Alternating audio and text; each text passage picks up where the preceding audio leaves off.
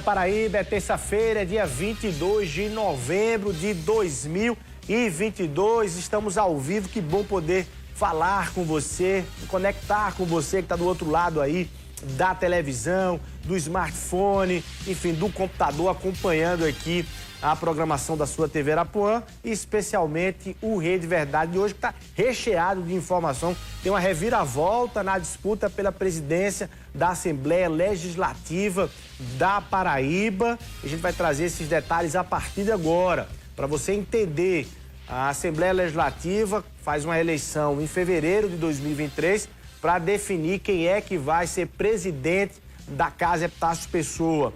Na disputa, o atual presidente Adriano Galdino já havia dito que só queria os dois anos últimos do próximo mandato, ou seja, o segundo biênio. E aí abriu vaga para uma disputa entre os deputados para esse primeiro biênio.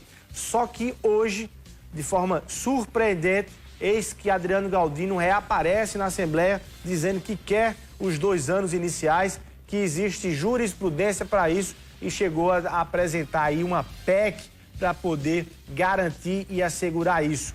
Washington Luiz, claro, estava lá ligado e atento e traz os detalhes para a gente.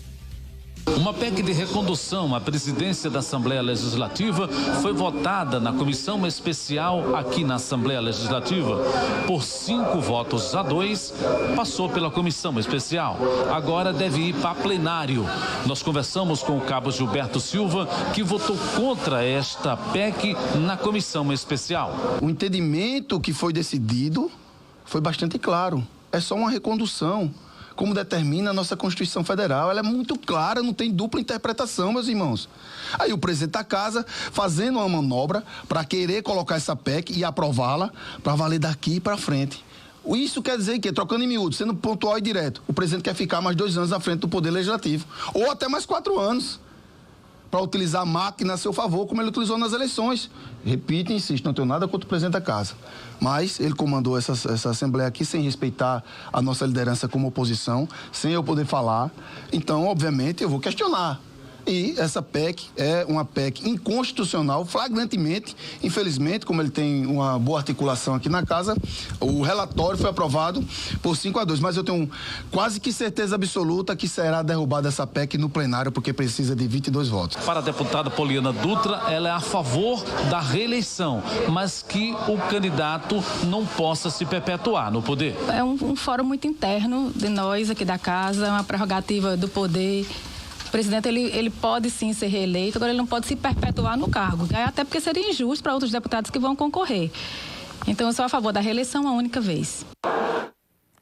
Tá aí, confusão, vamos acompanhando essa confusão. Da Assembleia Legislativa, dessa PEC aí, da permanência, vamos direto para Brasília com a PEC da transição. Napoleão de Castro, muito boa tarde, querido. Grande abraço, Luiz. Cumprimentar a você e ao nosso telespectador nesta terça-feira. A equipe Arapuã voltando aqui de Brasília, no acompanhamento dos temas mais relevantes em nível de Congresso Nacional e também nesse processo de transição aqui na capital federal.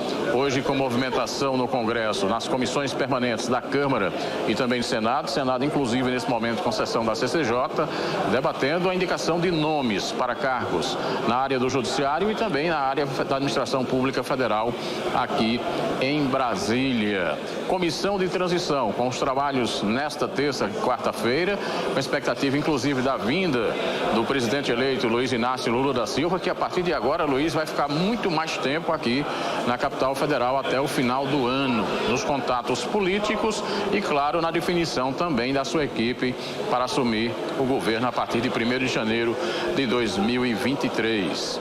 E as manifestações antidemocráticas em todo o país, inclusive aí na nossa capital, na Epitácio Pessoa, em frente ao grupamento de engenharia. Eu conversei com o futuro ministro da Segurança Pública e Justiça no país, Flávio Dino, ex-governador do Maranhão e senador eleito pelo estado do Maranhão. Veja o que ele falou a respeito desses atos. Esses atos são obviamente ilegais, são arruaças, são violências. E, portanto, nós esperamos que o Ministério Público e as polícias e os governos federal e estaduais cuidem disto até o dia 31 de dezembro. Agora, evidentemente, estamos preparados para qualquer cenário. Nós estamos trabalhando com essa possibilidade, que nós esperamos que não ocorra, dessas arruaças, badernas, crimes prossigam para além do dia 31 de dezembro. E aí sim, não há dúvida.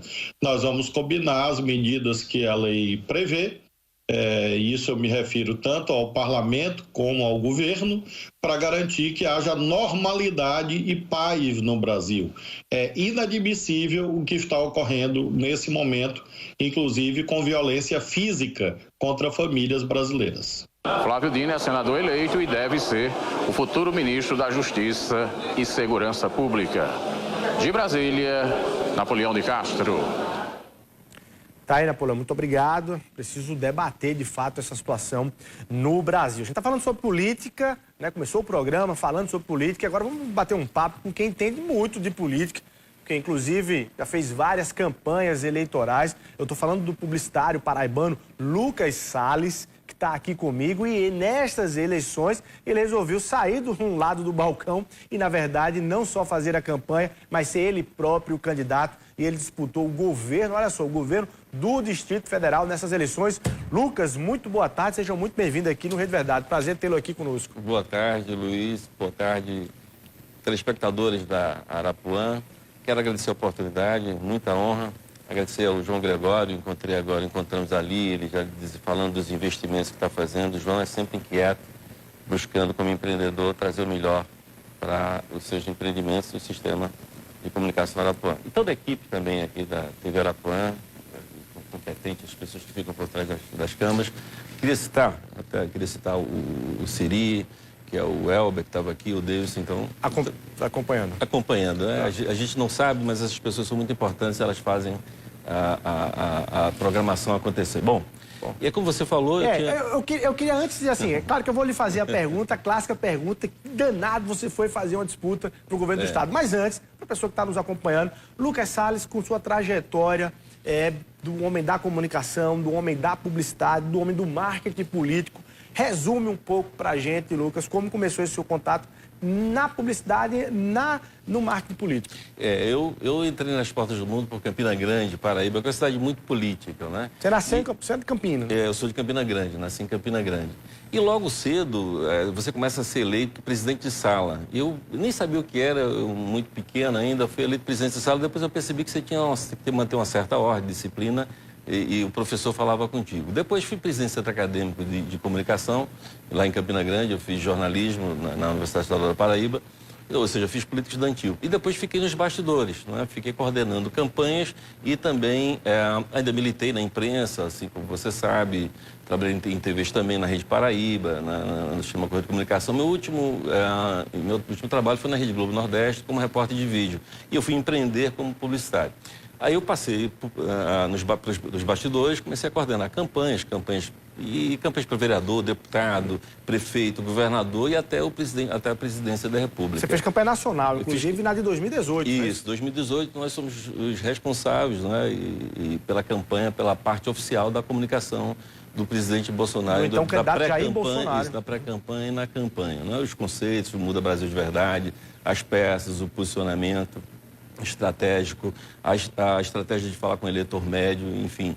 E até de dar algumas sugestões para o programa de governo. Mas voltando, então, eu também sou professor universitário. Desde os anos 2000, eu faço mestrado aqui em administração na Universidade Federal. E aí eu começo a compreender a importância de você planejar, de você ter uma estratégia com conteúdo, as campanhas eleitorais e também, porque eu dou consultoria em campanhas eleitorais e também na iniciativa privada. Eu sempre continuei investindo nessa parte da iniciativa privada, porque isso te torna dinâmico. A política, em alguns momentos, acaba te acomodando e você precisa buscar novas informações, principalmente nesse momento da transição você vem do off para o digital, né? Na transformação cultural, na transformação digital. Então, eu, de posse dessas informações, comecei a dar aulas e lecionei numa pós-graduação em gestão pública. E aquilo me abriu os olhos. Puxa vida, você tem que ter um programa de governo. Ô Lucas, antes de você continuar, só para traduzir aqui, você está querendo dizer, em outras palavras, que você via muita forma e pouco conteúdo. As campanhas eleitorais são basicamente isso, muita forma e pouco conteúdo. Você bem sabe, porque você também participou de campanhas eleitorais, você também sabe disso. E justamente esse é o grande pecado. Este celular aqui, se ele não funcionar, eu vou no Procon e a empresa vai me dar outro. Eu não tenho o Procon da política, de devolver o político, ele fala uma coisa e faz outra, não é? Então eu passei, a gente até criou um conceito novo que chama marketing eleitoral transparente, e no Congresso Brasileiro de Marketing Político eu lancei o marketing eleitoral transparente. Porque eu entendi que tem que ter uma responsabilidade maior, tanto dos políticos, mas também dos profissionais que trabalham. Nós somos corresponsáveis pelo que colocamos, né? A gente tem que ter esse cuidado. Então o programa de governo, ele tem que ser minimamente execuível, ser possível executar. Bom, tem essas experiências e eu já tinha um pastor aqui, Emanuel, que queria que eu fosse candidato. Eu sempre acalentei essa vontade de ser candidato. Né? Aqui já na Paraíba? Aqui já na Paraíba, mas aqui difícil, né? Ele chegou a me convidar, mas aí não era o momento. Mas por que não na Paraíba? Ninguém é profeta na sua terra? Isso, pois é, tem uma coisa assim que, prata da casa, talvez alguma coisa assim. E eu gostaria muito que tivesse sido aqui na Paraíba essa experiência, eu gostaria muito. Mas aí que não aconteceu, o convite veio, como eu estava te falando, então eu coordeno campanhas eleitorais e vou pegando essa experiência e vendo que a gente precisa ter mais conteúdo. Você precisa construir um projeto, um programa de governo, um plano de governo que seja possível realizar e que esteja também antenado com as necessidades das pessoas. E para mim, eu entendo que há um divisor de águas nesse momento, não só no Brasil, mas no mundo, que é a pandemia. Então, algumas leis, elas estão velhas, elas precisam ser revistas, não é? Eu vejo muita discussão política com pouca efetividade em relação ao que realmente as pessoas precisam. Se fala, vou cuidar das pessoas, mas muito mais como retórica, como narrativa, né? Então, o que é que eu fiz? Para você ver, eu como professor universitário vou te falar uma coisa. Eu percebi, por experiências ao meu redor, que a gente tem um grande desafio, só para dar um exemplo, que é a saúde mental. E hoje os CAPs, eles estão sobrecarregados. Né? Hoje os profissionais eles não atendem como eles gostariam de atender. Por quê? Eu fui fazer o curso de psicologia, hoje eu sou aluno de psicologia, voltei para a sala de aulas e estou concluindo o MBA lá em Brasília, no IPOG, em neurociência, para entender um pouco mais o cérebro e como funciona a mente humana. Por que isso? Porque lá eu sugeri um programa que chama Reflorescer Feliz, que era justamente clínicas que estariam em separado, depois eu vou falar por que lá no Distrito Federal, estariam em separado do CAPS, você tem que continuar apoiando o CAPS, nós não damos, eles estão sobrecarregados para esse tipo de clínica, esse tipo de programa, onde eu sentaria, eu que desenho o programa, com psicólogos e psiquiatras. Existe uma coisa interessante, que são as escolas de psicologia. Então, cada ser humano, ele tem a sua individualidade, não é? Ele tem a parte subjetiva que tem que ser compreendida para que você trabalhe a terapia certa e também a dosagem da medicação correta, para que essas pessoas possam ter uma vida saudável. Então, esse programa chamado Reflorescer Feliz, lá é possível, por quê? Porque lá é uma cidade-estado, né? O Distrito Federal é uma cidade-estado. O que é isso? Os dois sistemas convivem, o sistema municipal e o sistema estadual. Vamos dizer assim, um exemplo é você tem o imposto sobre serviço e tem o ICMS. Você tem esses dois sistemas convivendo. Então, você tem que ter uma estratégia para contemplar desde na educação. É uma visão que eu já tinha, uma visão de educação integrada. A gente colocou lá uma creche, chama Criança de Futuro. Pela minha experiência que também tinha, olhando alguns governos, lá em Petrolina, fiz parte de uma bem-sucedida experiência com o prefeito local, com um programa chamado Nova Semente. Mas só que o município, a responsabilidade dele vai até o fundamental. O médio e a universidade, o terceiro grau, seria do governo do Estado. Então, você tem um hiato aí. Geralmente, os governos não conversam com os municípios. E aí você perde a educação. Lá, a gente... Você estava mais preocupado, então, em oferecer propostas de gestão pública que tivesse realmente resultado e transformasse a vida das pessoas. Lula, lá, algumas ideias nossas foram literalmente copiadas. Ctrl-C, Ctrl-V. Eu digo isso porque eu escrevi o nosso programa. Tinha 9 grandes eixos. Como eu sei trabalhar programa de governo, e teve candidatos que eles deram Ctrl-C, Ctrl-V e registraram. O texto é meu. Eu sabia que era meu porque as palavras... Você fazia um debate de Distrito Federal de até 40 anos, e a nossa 2040. A nossa vice, que é a Suelen Balduino, ela é descendente do fundador, do quem colocou a pedra fundamental no Distrito Federal ainda em 7 de setembro de 1922, que é o Ernesto Balduino. Minha vice é uma pastora, chama-se Suelene Balduino, professora também do Fundamental lá durante 25 anos. Ela é uma pessoa fantástica. Ela dizia, estão roubando nossas ideias, eles estão copiando. Armando Nogueira já dizia, copiar o bom é melhor do que inventar o ruim. Isso, Agora, Lucas, por que Distrito Federal? Eu recebi um convite, eu tinha uma coisa, né? Depois de 2020, eu busco coisas, eu sou muito inquieto. Né? A gente tem a empresa Nova Ideia, ela continua aqui, está em Pernambuco, está na Bahia e está lá no Distrito Federal. Eu continuo com essa parte empresarial, empreendedora, mas a parte política, ela me chama porque eu sei que a política é um agente catalisador. Então, eu queria isso, eu queria uma coisa mais. Meu irmão, posso te contar que foi assim, né? Um dia eu sentei à beira da cama e pedi algo que fosse, que viesse, que desse sentido, mais sentido à minha vida. Alguma coisa que realmente tivesse propósito, que eu pudesse fazer acontecer. Logo depois eu recebo uma ligação. Do presidente do Democracia Cristã, que era o Ronaldo, né? O Ronaldo me liga e diz, seu nome apareceu aqui, isso há 2 anos, em 2020, para ser candidato no Distrito Federal. Ora, eu peguei e fiz disse, deve ser a resposta que eu queria. E aí eu resolvi assumir, falei com a família prós e contras, meus filhos, minha esposa, eles disseram, olha, pensa aí, porque profissionalmente, se você não performa, vão dizer isso e tal. Eu disse, não, mas eu acho que em alguns momentos da vida da gente, a gente tem que correr riscos. E sendo a capital federal, Luiz, o que é que eu entendo? Se você cria alguma coisa interessante, que seja modelo, você pode replicar Brasil afora. Então, se você cria programas... Se você estava no centro do Brasil. E eu fiz uma análise, eu fiquei 2 anos estudando a gestão do Distrito Federal, lá são 33 regiões administrativas, para você entender, lá o governo nomeia 33 prefeitos. É muito poder e esses prefeitos não têm autonomia de gestão. Você não imaginou que você poderia ser considerado, aliás, eu lhe pergunto, se foi um forasteiro Pois é, no Distrito Federal tentaram isso e depois eles perceberam que não. Porque só existe um lugar, que lá é chamado a Capital da Esperança. Todos que foram para lá construir Brasília há cerca de 60 anos, 62 anos atrás, eles foram chamados também de aventureiros, forasteiros. Então Brasília, o tecido social, tem esse espírito de todos nós. Então não é esse tempo, é o projeto que tinha. E o nosso projeto, ele foi muito bem fundamentado porque... É tanto que ele foi copiado. O pessoal falava de metrô, falava de monotrilho. Aí teve uma senadora que começou a falar de monotrilho e começou a dizer, estão copiando as ideias do Lucas.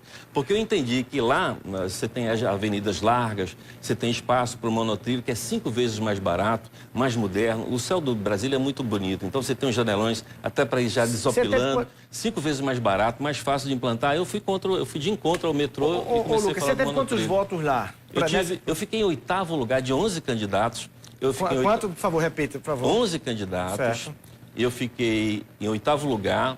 Eu não fui, infelizmente, a parte que mais tocou, convidado para nenhum debate. Eu não participei de nenhum debate. O seu partido não tinha tempo de TV, rádio, não tinha recursos financeiros. Não tinha representação no Congresso. Porque não tinha representação no Congresso. O Partido Democracia Cristã, embora tenha uma história fantástica. O partido que ele reconstruiu a Alemanha no pós-nazismo, que é com Adenauer, né, com o primeiro-ministro alemão, que foi aí que a Democracia Cristã nasceu na Itália 2 anos antes, mas aí que ele ganhou força no mundo. Na Alemanha, a Angela Merkel era do Democracia Cristã. Então, um partido que, pelos preceitos, tem 3 pilares que sustentam o ideário do Democracia Cristã, que é solidariedade, justiça e liberdade, tem a ver comigo. Então, eu me identifiquei com a Democracia Cristã. É uma pena que no Brasil as pessoas não perceberam ainda. E aí a coerência também. Eu tinha um candidato a presidente, que era o Imael, e essa campanha é extremamente polarizada. As pessoas me perguntavam em quem você vota? No José Maria Imael. Porque ele foi muito... Eu contei que tentaram tirar minha candidatura, Luiz, lá 9 vezes, que eu contei, eu posso falar para você todas as vezes. E ele resistiu muito. Ele foi muito fiel comigo e eu fui muito fiel com o José Maria Imael. Aliás, um recorrente candidato a presidente da República, com direito a jingle conhecido e tudo, né? Isso. Agora, mas eu lhe pergunto, você quantos votos você teve? Você encontrou e viu de cara, assim, essa quantidade de desequilíbrio na disputa de uma campanha? Justamente. E você foi votado por paraibanos que moram lá? Pois é, nas campanhas você falou em coordenação. Eu tive em torno de 5 mil votos. Mas, olha só, das campanhas... Não, paraibanos eu não tive. Os meus votos, eu não peguei carona em nenhum candidato a presidente, eu queria dizer. Os nossos votos são nossos, Luiz. E a gente não fez, eu não falei que era candidato de presidente tal, presidente B, nós construímos, essas pessoas votaram no projeto que chama DF Melhor para Todos. Então todos votaram nas nossas ideias. É tanto que quando acabou a campanha, a gente está mostrando imagens de uma carreata nossa. Uma campanha muito popular, muito pé no chão. Por não ter tempo de TV, de rádio, não ter recursos, a gente fez uma campanha muito pé no chão. Eu andei as 33 regiões do Distrito Federal, as 33 cidades. Conversei com as pessoas, olhei nos olhos das pessoas. É um lugar onde o governador não conseguiu entrar. Isso aí é a favela a céu aberto, a maior favela da América Latina, que se chama Sol Nascente, que é pertinho do pôr do sol. Aí nem todos os candidatos entraram. Inclusive as pessoas falaram, que bom que você veio, conversou com a gente. Então eu fui a lugares que outros não conseguiram entrar. E conversei, olhei para as pessoas e teve um momento, quando eu falei de um programa que a gente tem, Recomeçar Eu Quero, para dependentes químicos, que a pessoa chorou. Né? A pessoa caiu em lágrimas, porque ela viu verdade, viu que a gente construiu um programa fundamentado para realmente transformar a vida das pessoas. Enfim, novamente a ideia é, a questão de estar no 8º lugar. Na minha frente tinha uma candidata que era do PSOL, que era na Federação PSOL e Rede, tinha recursos, participou de todos os debates. Depois um senador, outra senadora, um comandante do BOP que dizia que era o candidato do Bolsonaro. Depois o Paulo Otávio, que é um empresário muito forte no Distrito Federal. E o candidato do PT que dizia que era o candidato do Lula e o governador eleito. Então eu fiquei ali, dos que tinham, né, não tinham mandato, eu fiquei atrás de todos que tinham mandato. E graças a Deus, assim, com algo bom, algo que foi bem apresentado, algo que foi discutido, eu gostaria de ter o espaço para levar as ideias, para poder ter... Eu queria pedir, eu mandei para a produção alguns vídeos, vamos ver se a gente solta pelo menos um aí, o maiorzinho, para a gente só sentir, acho que o material de campanha, que tem um jingle, né? Vamos ouvir aqui o material, vamos lá.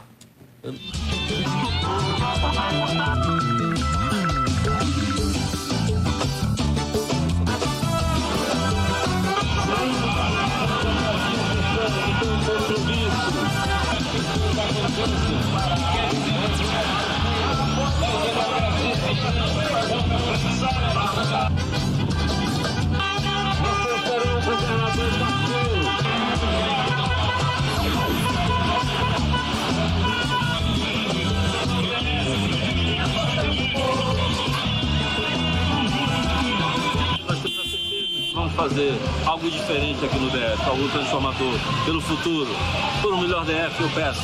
Você que já vota na gente, multiplica os votos.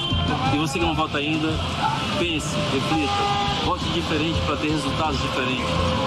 Por um melhor DF, vote Lucas, governador 27. Amanhã é o grande dia da mudança. Lucas Salles, paraibano, né, na campanha agora de 2022, candidato ao governo, tá lá, o número era o 27, não é isso? Número 27. 27, candidato ao governo do Distrito Federal. Lucas, você recebeu aqui até da Paraíba, dos amigos, pessoas próximas, inclusive, assim, Lucas, que é isso, que loucura, que folclorismo. Isso. Você teve que enfrentar isso? Isso é natural. Eu já sabia, Lula, que isso ia acontecer e isso faz parte do...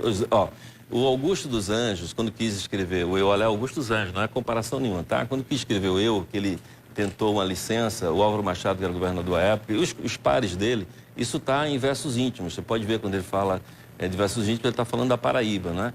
Então, os pares não aceitaram que ele tirasse aquelas férias para escrever Eu, que é um livro, né, que influencia hoje na literatura no mundo inteiro, influenciou o movimento punk em inglês, tal, que nasceu na Inglaterra. O que eu quero dizer, a gente tem que vencer isso. Recebi sim, mas sempre eu já estava preparado. Se você fica muito esperando o retorno das pessoas, você não faz nada na vida. Não, isso. E o que eu entendo, o resultado hoje é que vale. As pessoas perceberam que nós plantamos a boa semente, travamos um bom combate, e eu tenho mandado lá, as pessoas têm dito, não desista, persista. Então eu consegui passar a imagem para as pessoas, eu consegui passar projetar no que eu tive de alcance.